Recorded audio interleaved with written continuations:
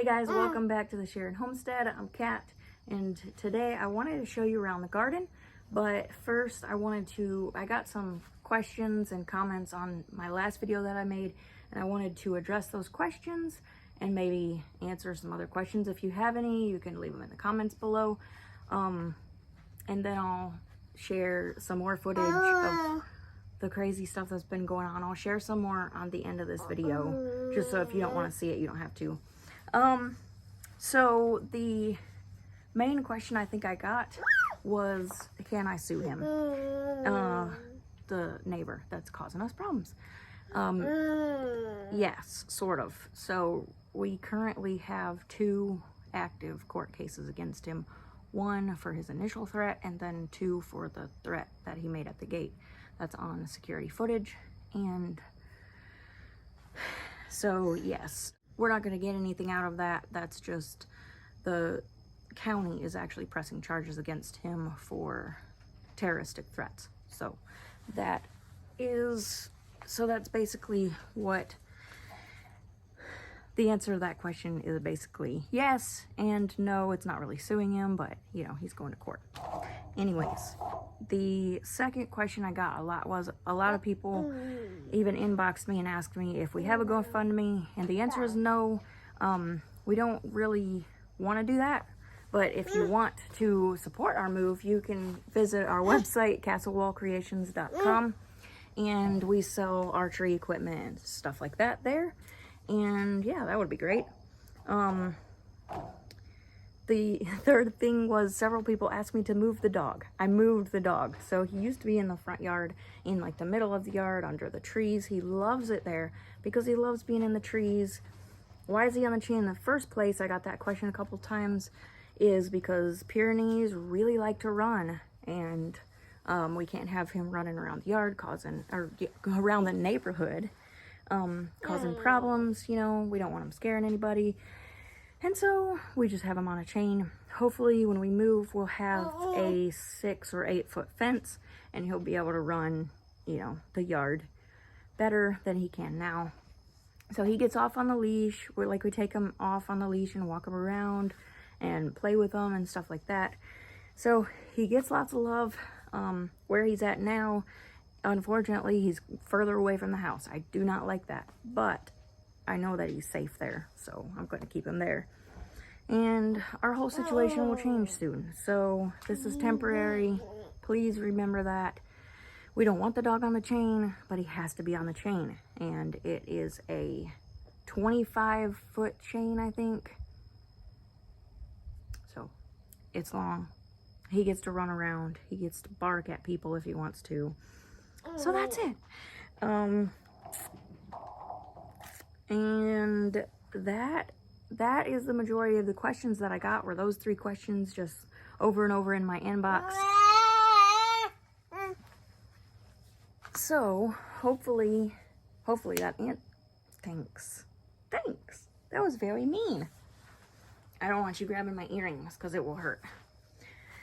So that was the majority of the questions, and I'd love to move on and show you the garden, which is doing really well.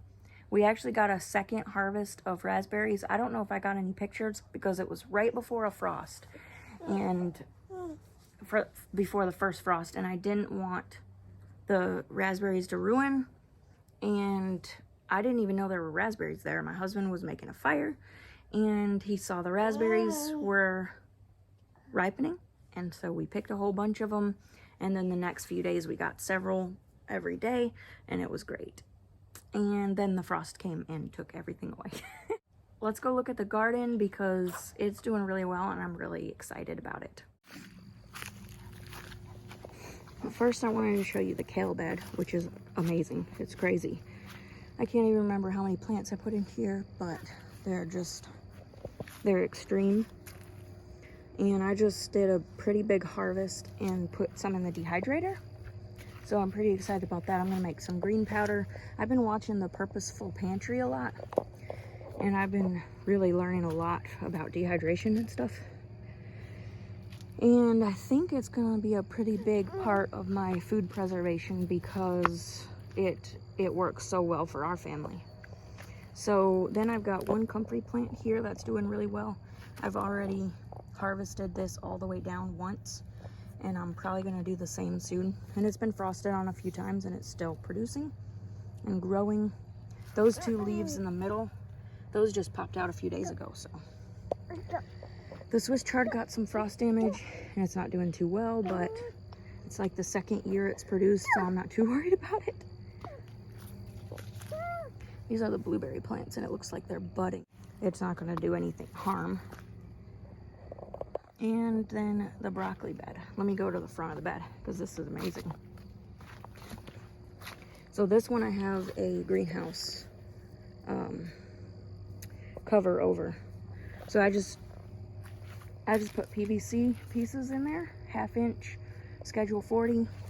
But schedule 40 bends, and 1/2 inch seems to be the good one for beds and low tunnels and things like that. The broccoli is doing really good. I just actually harvested a little bit off of this one, and it was the best broccoli I've ever had in my life.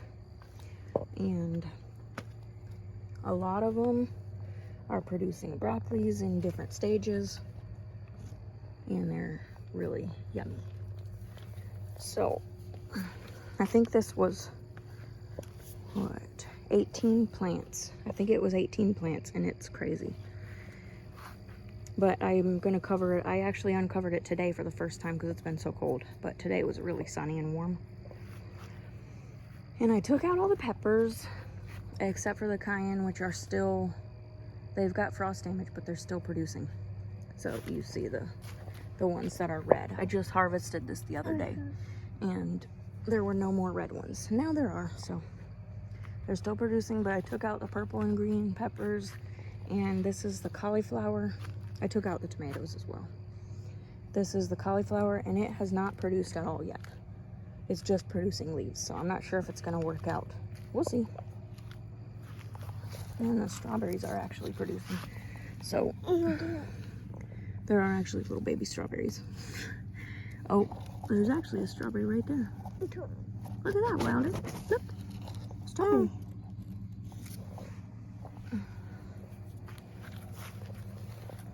And the lavender and oregano are doing great. Still no problems from the frost.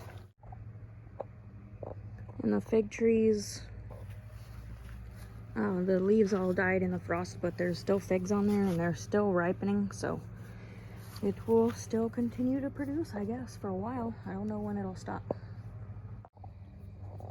And this comfrey here, it's like 5 plants, I think. I harvested it recently, but this is doing really good. This is near the greenhouse, which is a mess. I need to get in here and clean it up. Well, guys, I hope you enjoyed going around the garden and seeing how everything's producing. It has amazed me. Those raised beds are just crazy. So yeah, if you have any questions, leave them below.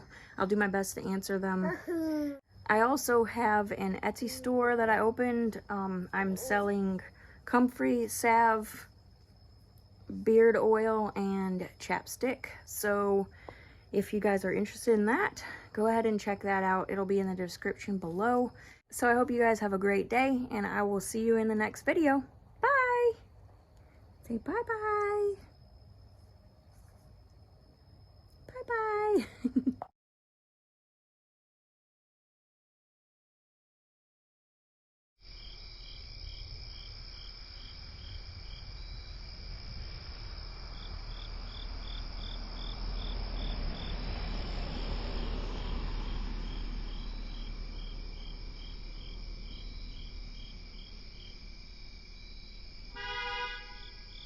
Because I was afraid, with, you know, the dogs and everything, I was afraid for it to stay outside, so.